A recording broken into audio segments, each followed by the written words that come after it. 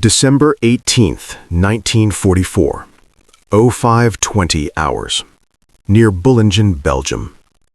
The night has not fully lifted yet. A thin gray light hangs over the Ardennes forest, barely strong enough to outline the shapes of trees and vehicles frozen in place. Snow crunches under boots. Breath fogs the air. Somewhere in the distance, artillery rumbles, low, irregular, like a storm that refuses to move on. A column of American trucks sits stalled on a narrow road. Fuel tankers, ammunition carriers, supply trucks packed tight, bumper to bumper, stretching back into the trees. Canvas covers sag under fresh snow. Engines are cold. Drivers huddle nearby, stamping their feet, waiting for orders that never come. They don't hear the Germans until it's too late. The first shots crack out of the darkness, sharp, controlled, not panic fire, professional fire. Bullets punch through windshields, shatter headlights, snap into engines. Men dive for cover, slipping on ice, hands numb before they even hit the ground. You can almost feel the confusion, the instant disbelief that this is happening here, now, behind what was supposed to be a safe line. Oberst Joachim Peiper moves forward at the head of his column. He does not rush. Peiper, commander of Kampfgruppe Peiper of the 1st SS Panzer Division Leibstandarte Adolf Hitler, has been waiting for this moment since the offensive began. This is what the plan demands: speed, shock, and fuel taken from the enemy's own lifeline. The Americans surrender quickly. Some raise their hands immediately. Others freeze, rifles half lifted, unsure which direction death is coming from.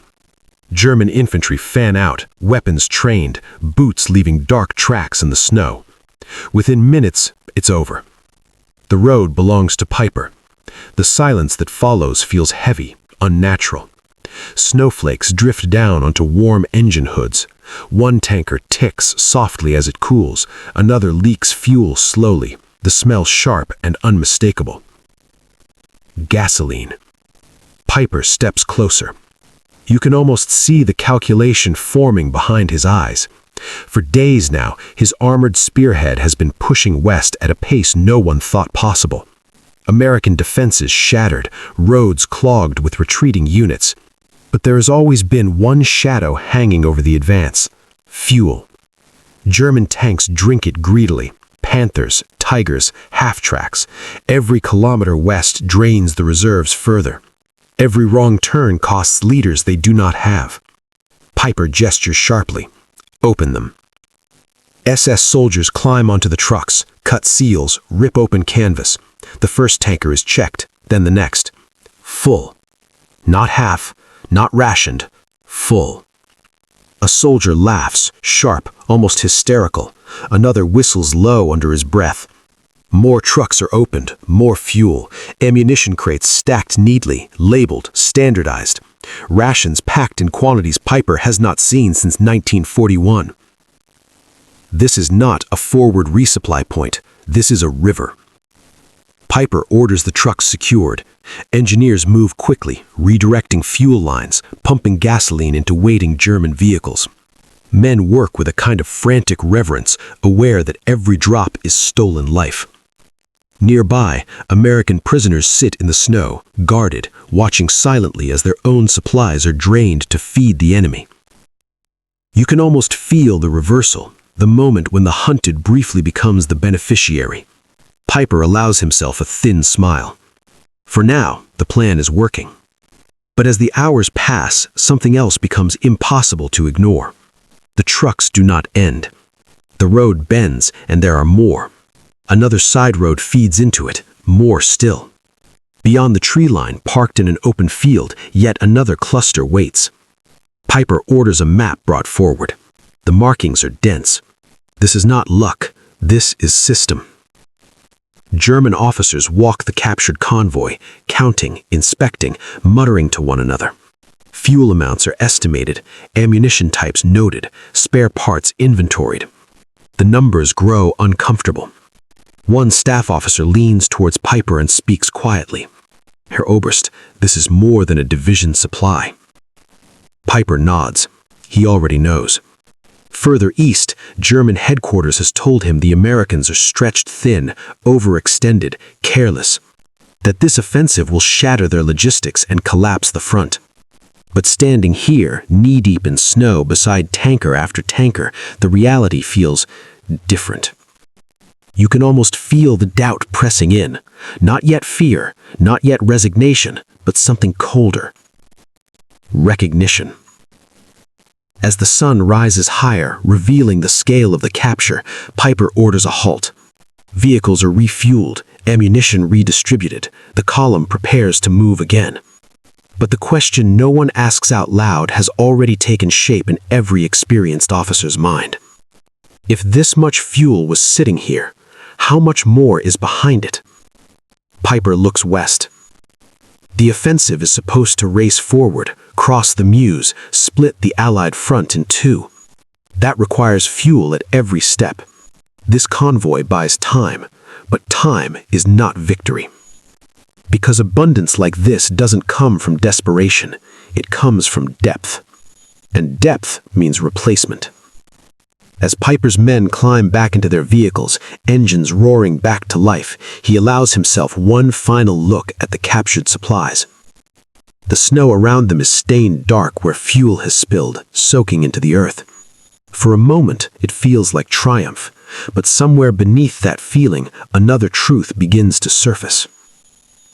If the Americans can lose this much and continue fighting, then what will it take to stop them?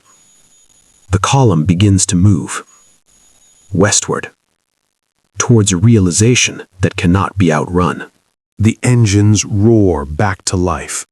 One by one, German vehicles pull away from the captured convoy, tracks biting into frozen earth, exhaust plumes rising like signals into the pale morning sky. Fuel gauges, once flirting with empty, now sit comfortably above half. Ammunition racks are full again. For the first time since the offensive began, Kampfgruppe of Piper is no longer starving. But relief does not bring celebration. It brings silence. Inside his command half-track, Piper studies the map spread across his knees. The Ardennes roads are narrow here, winding through forest and village, every turn a potential choke point. His finger traces the planned route west toward the Meuse. According to Berlin, speed will break the Americans before they can respond. Outside, the reality tells a different story. You can almost feel it pressing in, the uncomfortable sense that something about this capture doesn't fit the narrative they were given. As the column advances, more evidence appears. Abandoned American supply points dot the roadside, some hastily evacuated, others simply left behind. Fuel drums stacked neatly, crates of artillery shells marked with dates only weeks old. Replacement tracks, engines, radios, all standardized, all plentiful.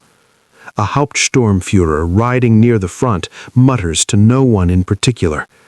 They don't retreat like men who are finished. Piper hears the engines roar back to life. One by one, German vehicles pull away from the captured convoy, tracks biting into frozen earth, exhaust plumes rising like signals into the pale morning sky. Fuel gauges, once flirting with empty, now sit comfortably above half. Ammunition racks are full again. For the first time since the offensive began, Kampfgruppe of Piper is no longer starving. But relief does not bring celebration. It brings silence. Inside his command half-track, Piper studies the map spread across his knees. The Ardennes roads are narrow here, winding through forest and village, every turn a potential choke point. His finger traces the planned route west toward the Meuse. According to Berlin, speed will break the Americans before they can respond. Outside, the reality tells a different story. You can almost feel it pressing in, the uncomfortable sense that something about this capture doesn't fit the narrative they were given. As the column advances, more evidence appears. Abandoned American supply points dot the roadside, some hastily evacuated, others simply left behind. Fuel drums stacked neatly, crates of artillery shells marked with dates only weeks old. Replacement tracks, engines, radios, all standardized, all plentiful. A Hauptsturmführer riding near the front mutters to no one in particular. They don't retreat like men who are finished. Piper hears it. He doesn't disagree. By midday, the column reaches another road junction. A reconnaissance unit reports more trucks ahead, parked, unattended, snow-covered but intact. The same story repeats. Fuel, ammunition, food, medical supplies. Not chaos, organization. You can almost see the mental shift happening among the officers. Early confidence, the intoxicating belief that surprise has broken the enemy, begins to thin. In its place comes calculation, comparison, memory. This is not how France looked in 1940. Back then, German spearheads captured fuel dumps that felt improvised, scattered, desperate. The French army collapsed faster than its logistics could react. This is different. This feels deliberate. Piper orders a short halt. Officers gather near his vehicle, stamping their feet against the cold, breath hanging in the air. No one raises their voice. There is no need. A logistics officer presents his estimates. "Enough fuel here to move us another day, maybe 2, he says. "And after that?" Piper asks. The man hesitates. "That depends on what we find next." That answer lands heavily, because an army that relies on captured supplies is already gambling. An army that realizes the enemy can afford to lose those supplies without collapsing is gambling against impossible odds. Further south, the sounds of battle drift through the forest. Artillery thumps, machine guns chatter. Somewhere, American resistance is hardening. Piper knows what that means. Time is already slipping away. By late afternoon, prisoners are brought forward. American truck drivers, mechanics, quartermasters. Young men, exhausted, frightened, but not broken. They are questioned briefly, nothing formal, just listening. One of them shrugs when asked how much fuel was lost. "There's more where that came from," he says quietly. Not defiant, matter of fact. You could almost feel the moment stretch, that instant when a single sentence cuts deeper than interrogation ever could. More where that came from. As darkness approaches, Piper's column pushes on, but progress slows. Roads are clogged with wreckage, bridges are blown, American roadblocks stiffen, supported by artillery that seems to appear out of nowhere. Each delay costs fuel again. Each kilometer west feels heavier than the last. Inside his vehicle, Piper stares at the map, but his thoughts drift elsewhere. To factories he has never seen, to shipyards across oceans, to rail lines feeding depots faster than German bombers can disrupt them. You can almost feel the creeping realization. The Ardennes offensive is not fighting an army alone. It is fighting a system. That night, the column halts near Le Glaise. Engines are shut down to conserve fuel. Fires are forbidden. Men huddle in their vehicles, chewing cold rations taken from American crates. The irony is not lost on anyone. Piper steps outside, boots crunching softly in the snow. The forest is quiet now, broken only by distant gunfire and the occasional crack of ice shifting under weight. He looks back east. Behind him lie the captured convoys, rivers of fuel and steel that should have felt like salvation. Instead, they feel like a warning. Because abundance on this scale does not belong to an army on the brink of collapse. It belongs to an enemy that can afford mistakes. And wars are not won by those who need perfection. They are won by those who can survive loss. Piper returns to his vehicle, pulling the hatch closed against the cold. Tomorrow he will push again. He has no choice. But something fundamental has changed. The offensive was meant to force a negotiated peace, to shock the Allies into hesitation, to prove that Germany still held initiative. Yet here, in the frozen Ardennes, surrounded by captured American supplies that seem endless, another truth has begun to take shape. If the enemy can lose this much and continue advancing everywhere else, then the question is no longer whether this attack succeeds. It is whether Germany has already crossed a line from which there is no return. And Piper knows, with a clarity he cannot share, that the answer may already be written. The cold deepens overnight. By the time dawn creeps over the glaze, the forest feels heavier, as if the Ardennes itself is pressing down on the column. Frost coats antennae and gun barrels. Engines cough reluctantly, metal protesting the strain. Fuel gauges dip again, slowly, steadily, no matter how much was captured the day before. You can almost feel the tension in the air, thick and unspoken. Kampfgruppe Piper moves out at first light. Not fast, carefully. The road ahead is no longer open. American engineers have done their work. Bridges are destroyed. Trees are felled deliberately across narrow passes. Wrecked vehicles are positioned to block turns at exactly the wrong angles. This is not panic. This is planning. Piper halts the column again, frustration etched deep into his face. Orders are snapped. Engineers dismount. Explosives are placed. Chains hooked to fallen trunks. Every delay bleeds fuel. Every delay gives the Americans more time. And the Americans are using that time.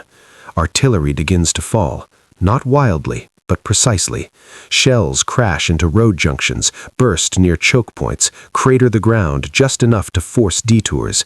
German infantry fan out, weapons raised, scanning tree lines that seem to breathe with menace. You can almost feel the shift in momentum, the slow, grinding sensation of an attack losing its sharp edge. Piper's radio crackles. Reports come in fragmented, tense. American units regrouping. Roadblocks reinforced, armor moving in from the north and south. The word encirclement is not spoken. It does not need to be.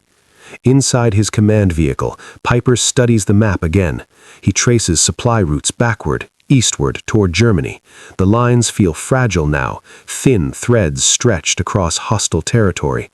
And then he remembers the convoys, the endless trucks, the full tankers, the casual way American soldiers spoke of replacements. You can almost feel the realization harden, not as fear, but as something colder and far more dangerous. Understanding. By midday, the column reaches Stavelot, or what remains of it. Smoke drifts over shattered buildings. American resistance here is fierce, determined. Engineers blow bridges just as German units approach. Tanks are forced to halt, reverse, find alternate crossings under fire. Fuel burns again and again. Piper listens to reports from his subordinates. Each one carries the same undertone. We can still fight, but we cannot replace. Across the river, American units pull back methodically, leaving behind more supplies, enough to slow the Germans, but not enough to cripple themselves. It is as if they are trading ground for time without hesitation, because they can. A young SS officer, face drawn and pale, approaches Piper with a report. Herr Oberst, fuel status is critical again. Piper nods. How many kilometers? The officer swallows. Enough to maneuver, not enough to break out. Break out. The word lands like a verdict. Piper dismisses the officer and steps outside. The smell of smoke and cordite hangs low. American artillery thunders again, closer this time. Shrapnel rattles against armor plates like rain. You can almost feel the trap tightening. Piper thinks back to earlier wars, to blitzkrieg doctrine, to the belief that speed, audacity, and shock could overcome material disadvantage. It worked when the enemy panicked. It worked when logistics collapsed faster than command. But this enemy does not collapse. This enemy absorbs. American units retreat, regroup, return stronger. Destroyed bridges are replaced by engineer battalions that seem to appear overnight. Losses are replaced by fresh units, clean uniforms, full magazines. This is not a brittle front. It is elastic. That afternoon, Piper receives word that higher command is out of contact. Radio silence stretches longer than it should. Coordination with neighboring units is uncertain at best. The offensive, once envisioned as a lightning strike, now feels like an isolated thrust into a body too large to be pierced. You can almost feel the inevitability settling in, the quiet sense that no single decision will change the outcome now. As evening falls, American pressure intensifies. Tanks appear on ridgelines. Infantry advances cautiously through the forest. Air power, once grounded by weather, threatens to return with the morning. Piper gathers his officers inside a damaged building. Maps are spread across a table lit by a single lantern. Faces are drawn, eyes ringed with exhaustion. Options are discussed. Push forward, hold position, attempt withdrawal. Each carries the same underlying truth. There is no fuel-rich future beyond the next hill. One officer, older, voice steady despite the circumstances, speaks quietly. We are not fighting their army anymore. We are fighting their capacity. No one argues, because they all saw it. The convoys, the depots, the ease with which supplies flowed. This war, they realize now, is not decided at the front alone. It is decided in places they can no longer reach. Factories in Ohio, refineries in Texas, shipyards in California, places beyond the range of tanks and artillery. You can almost feel the final illusion fall away. Later that night, Piper walks alone through the village. Snow crunches beneath his boots. Burned-out buildings loom like skeletons against the dark. Somewhere, an American flare arcs into the sky, bathing everything in harsh white light. For a moment, the battlefield is frozen. Every ruin, every track, every scar illuminated. And Piper understands. The Ardennes offensive was never meant to win the war outright. It was meant to force hesitation, to fracture Allied unity, to buy time. But time is the one resource Germany no longer has, because an enemy that can afford to lose entire convoys without slowing does not negotiate. It advances. As dawn approaches, Piper issues the order. Vehicles that cannot move will be destroyed, equipment abandoned. The men will attempt to break out on foot if necessary. This is no longer an advance. It is survival. The captured American supplies, once symbols of opportunity, now stand as monuments to a truth Piper cannot escape. Germany is not losing because it lacks courage. It is losing because it is outmatched in a war of endurance.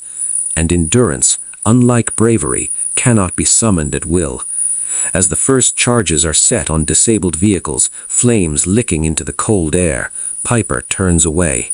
The moment has passed. There is no return. The realization, once glimpsed among snow-covered fuel tankers, has now fully arrived. The war is no longer about winning. It is about how long the inevitable can be delayed. And even that question is running out of fuel. The explosions come one by one. Not chaotic, measured. German engineers move down the line of disabled vehicles, setting charges with practiced efficiency. Each blast echoes through the forest, briefly lighting the snow in harsh orange before darkness closes in again. Panthers burn. Half-tracks collapse inward.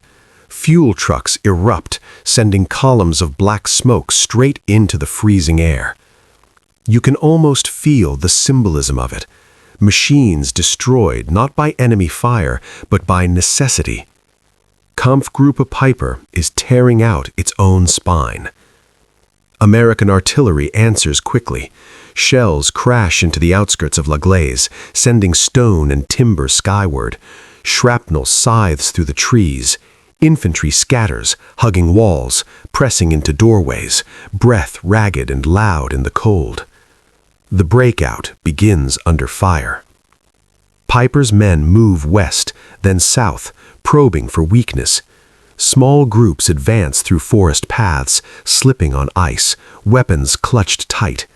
The snow betrays every movement. Each step leaves a dark trace that feels like an accusation. You can almost feel the fear now, not the panic of surprise, but the deeper dread of being hunted. American units close in deliberately, not rushing, not reckless. Armor holds high ground. Infantry advances in bounds. Machine guns rake clearings with patient bursts. This is no desperate counterattack. This is containment. Piper watches from behind a low wall as an American Sherman crests a ridge and fires calmly into a cluster of German infantry. The tank does not charge forward. It does not need to. More will come. Always more. The radios crackle with bad news. Routes blocked. Units cut off. Casualties mounting. Fuel is no longer the limiting factor. Space is. You can almost feel the Ardennes shrinking around them, trees closing in, villages becoming traps, every road leading back to the same hard truth. By the afternoon of December 20th, Kampfgruppe Piper is fragmented. Units fight in isolation. Orders are delayed, distorted, sometimes never received at all. What was once a spearhead is now a scattered mass of survivors, moving on instinct rather than plan. Piper gathers what officers he can.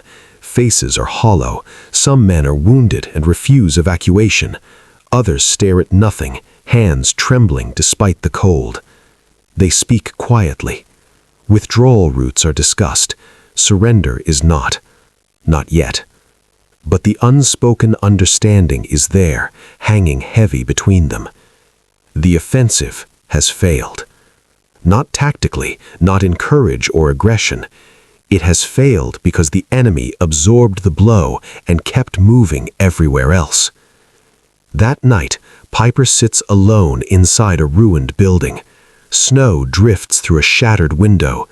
He removes his gloves slowly, hands stiff, and studies a captured American ration tin resting on the table. Inside, even now, there is food left. He remembers the convoys again, the sheer scale of them, stretching beyond sight. He remembers the calm expressions of American drivers, the way they surrendered not in terror, but in resignation, as if knowing this loss would be corrected by morning. You can almost feel the clarity of it now.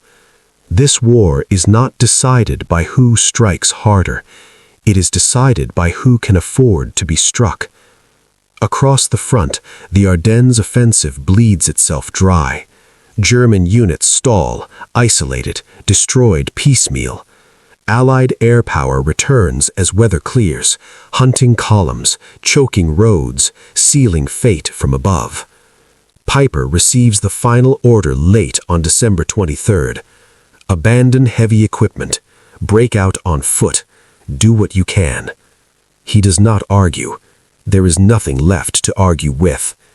The breakout attempt begins before dawn. Men move silently through the forest, carrying only weapons and what they can bear. Snow muffles their footsteps. American flares burst overhead, turning night into day without warning. You can almost feel the tension in every muscle, the instinct to freeze, to run, to vanish. Some make it. Many do not. Machine gun fire tears into dark shapes moving between trees. Shouts erupt, then vanish. Bodies fall and are swallowed by snow. Piper moves with a small group, weapons slung, eyes scanning constantly. He is no longer commanding an offensive. He is surviving its aftermath. By the time he reaches German lines days later, his unit is shattered, equipment lost, men missing, momentum gone. The Ardennes has claimed what it was owed. And yet, as Piper reflects on the operation, it is not the ambushes or artillery that haunt him most.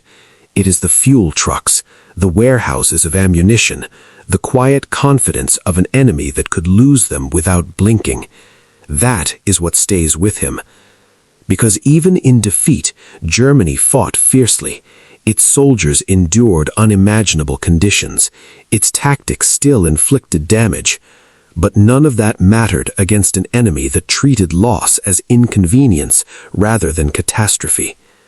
You can almost feel the final lessons settling in, slow, heavy, undeniable.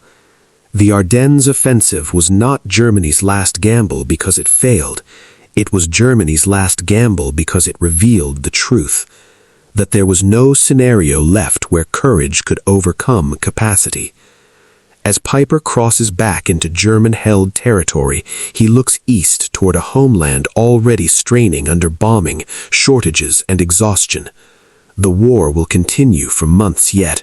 Men will keep fighting, cities will burn, lives will be lost. But the decision has already been made. Not in Berlin, not in the Ardennes, but in the factories, ports, and supply lines that never stopped moving. The captured American supplies were never a turning point in Germany's favor. They were the moment the illusion finally collapsed. The moment officers understood that this enemy did not fight to win battles, it fought to make winning inevitable. And once that truth was visible, there was no return. The forest thins as the days pass. Snow gives way to mud. Mud to broken roads. Broken roads to a Germany that no longer feels like a sanctuary. Only a shrinking space where the war still breathes, even as its outcome has already been decided. Piper crosses back into German-held territory with a fraction of the men he led west. No music greets them. No speeches, no relief. Only exhausted faces and hurried questions that no one truly wants answered. He is debriefed quickly, efficiently. Officers gather in a cold room, maps spread across tables scarred by years of use. The tone is formal, controlled, but beneath it, you can almost feel the strain. Everyone in the room knows the Ardennes offensive has failed. What they're still struggling to accept is why. Piper speaks calmly. He describes the resistance, the delays, the air power, the encirclement. But it is when he speaks of the supplies that the room grows quiet. The fuel convoys, the ammunition depots, the ease with which the Americans absorbed loss. He does not exaggerate. He does not dramatize. He does not need to. One general interrupts him. "How much fuel did you capture?" Piper answers. The number lands like a weight. "And it wasn't enough?"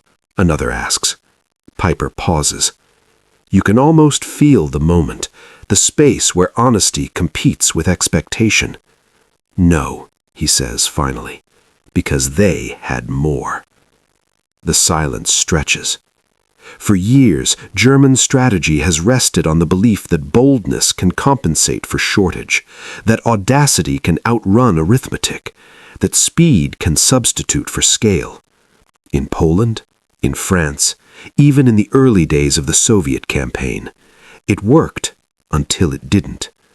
Now, sitting in a room filled with men who have built their careers on that doctrine, Piper understands something they are only beginning to grasp. The war has changed its nature. It is no longer decided by who strikes first or hardest. It is decided by who can continue after being struck.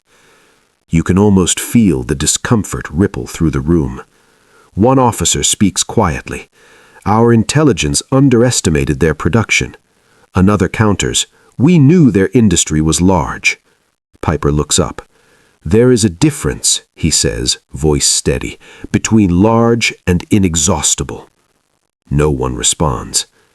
Outside, Allied bombers pass overhead, distant now, but unmistakable. The sound is constant these days. Factories burn, rail yards vanish, cities flicker under flares night after night. Germany is fighting with what remains. America is fighting with what arrives tomorrow. As weeks pass, the pattern repeats across every front. In the west, Allied armies push steadily east, their supply lines stretching but never snapping.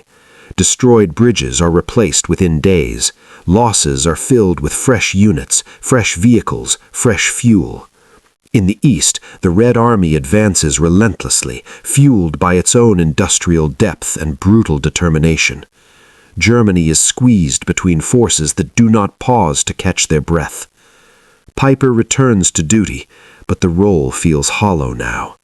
Orders come, men move, battles are fought. Yet beneath it all lies a truth he cannot unsee.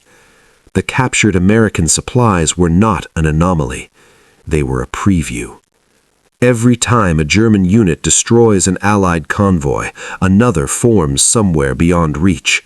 Every time a tank is knocked out, another rolls off a ship or factory floor. You can almost feel the despair creeping into places where confidence once lived. By early 1945, German officers speak differently. No more talk of decisive counteroffensives, no more belief in miracle weapons saving the Reich. Only discussions of delay, of damage, of survival. The language has shifted, so has the reality. Piper hears reports from the Rhine, American forces massing, bridges being prepared, engineers standing ready, supplies stacked so high they reshape the landscape itself. He thinks again of Bullingen, of the snow-covered road, of fuel tankers stretching beyond sight. That was the moment. Not the breakout, not the encirclement, not even the failure of the offensive. The moment was when he realized that what he had captured was surplus. And surplus in war is the most dangerous weapon of all. You can almost feel the final illusion crumble. Germany can still fight, but it can no longer win. The officers know it now, even if they never say it aloud. Because once you face an enemy who can afford to lose what you desperately need, there is no return. The war will continue, because wars do not end the moment truth becomes clear. They end when reality finally catches up to belief. And for Germany, that gap is closing fast. The sound of engines never really stops anymore. Even far from the front, even at night, there is always something overhead. A distant drone, a low vibration that rattles windows and nerves alike. Allied bombers move with clockwork regularity now, crossing German skies as if they own them. Because, in many ways, they do. Piper hears them from a rail siding outside Cologne, where shattered freight cars sit twisted along bent tracks. Snow has melted into slush. Smoke stains the sky a permanent gray. Men move crates by hand because there are no trucks left to spare. You can almost feel the exhaustion in the air, not just physical, but spiritual. The war continues on paper. Orders still arrive, maps are still marked, units still maneuver, but the meaning has changed. Piper watches a group of replacement soldiers disembark from a train. They are young, too young. Their uniforms hang stiff and new. Their rifles look heavier than they should in inexperienced hands. There are no tanks waiting for them, no trucks, no fuel columns. Only a sergeant pointing east and telling them where to walk. This is not how wars are won, and Piper knows it. Across the Rhine, American forces assemble with an ease that feels almost unreal. Pontoon bridges are constructed under fire and rebuilt when destroyed. Entire divisions move with their kitchens, workshops, and hospitals close behind. When one route is bombed, another opens. You can almost see the machinery of it all, an invisible engine that never stalls. Reports flow in.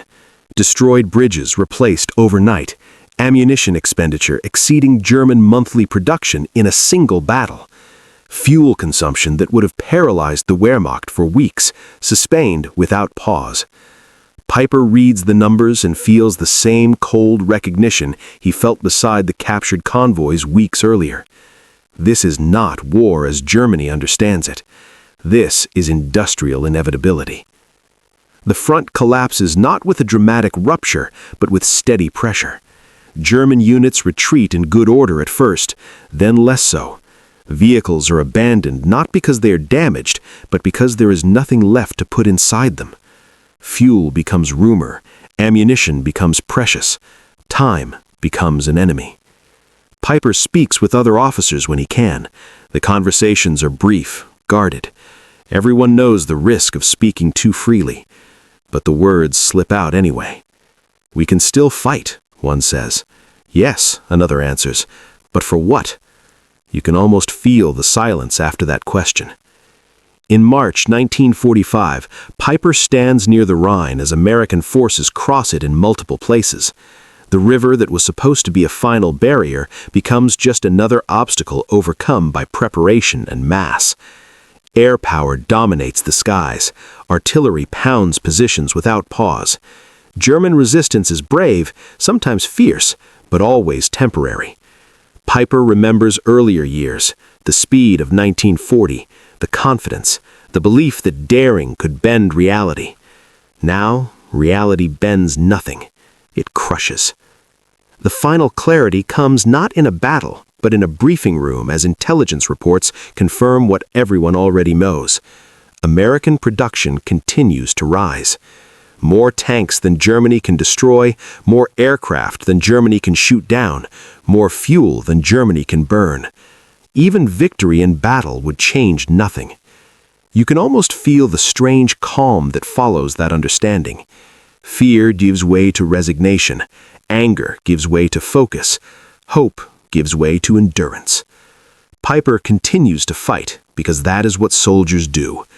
But the fire that once drove him forward is gone, replaced by a colder instinct to survive what remains. When Germany finally collapses in May 1945, it does not feel sudden. It feels late. Too late to change anything. Too late to matter. Piper sits alone after the surrender, thinking not of speeches or banners or orders shouted from balconies. He thinks of a road near Bullingen, of snow, of fuel trucks, of abundance. That was when the war truly ended for him. Not with surrender papers, not with foreign troops in German cities, but with the realization that the enemy could lose what Germany needed most and keep going. That realization spreads quietly through the ranks of captured officers in prison camps the months that followed. Conversations in prison camps echoed the same truth, spoken in different words. We never had a chance. We were already beaten. We just didn't know it yet. The war, in hindsight, was decided long before the final battles were fought. Decided by supply lines that never broke, by factories that never slept, by ships that never stopped arriving. Once Germany faced that reality, there was no return. And every battle after that moment was not a fight for victory, but a delay in accepting the inevitable. The guns fall quiet, unevenly. Not everywhere at once. Not cleanly. In some places, firing stops because there is nothing left to shoot. In others, because orders never arrive. The war does not end with a single sound, but with a gradual absence. The absence of movement, of fuel, of purpose. For men like Piper, the quiet is unsettling. There is no triumph in it, no relief, only a hollow stillness where certainty once lived. He sits in captivity now, months after the surrender, in a compound that looks nothing like the ruins he left behind. Barracks are orderly, food arrives on schedule, guards are alert but calm. The war feels distant here, almost unreal. You can almost feel the contrast pressing in again. It reminds him of Bullingen, of the first moment he stood beside those American supply trucks, snow crunching underfoot, gasoline staining the white ground dark. That memory refuses to fade. Other captured officers talk in low voices during evenings, not about tactics, not about missed chances. Those conversations ended long ago. They talk about logistics, about numbers, about how many trucks were destroyed, how many replaced, how many aircraft shot down, and how many appeared the next day. They talk about factories they never bombed, ports they never reached, supply lines that never truly broke. The realization moves through these conversations like a quiet current. The war was lost not when Berlin fell, not when the Rhine was crossed, not when the Ardennes offensive failed. It was lost when Germany gambled everything against an enemy that did not gamble at all. You can almost feel the bitterness in that truth, not sharp, not explosive, but dull and heavy, like metal sinking under water. Piper reflects on the doctrine he once believed in: speed, shock, audacity, the idea that momentum could replace material superiority. It worked against brittle opponents. It failed against depth. America did not fight Germany the way Germany expected an enemy to fight. It did not bet everything on single moments. It did not seek decisive battles alone. It built inevitability. And inevitability is merciless. In the months that follow, historians will write of battles, offensives, and turning points. They will mark dates and name places. They will argue over decisions and missed opportunities. But for the men who stood beside captured American supplies and felt the weight of what they represented, the truth is simpler. They saw the future. They saw that no matter how hard Germany struck, it could not strike often enough. That realization, slow, cold, and undeniable, is what broke belief. You can almost feel how dangerous belief truly is in war. It carries men forward. It sustains sacrifice. It makes the impossible seem achievable. But once belief collapses, even the strongest army becomes a collection of individuals enduring something already decided. That is what happened after Bullingen. Germany kept fighting. Men kept dying. Orders kept coming. But the outcome no longer moved. The captured supplies were never just fuel and ammunition. They were evidence. Evidence that Germany had crossed into a war it could no longer shape, only suffer through.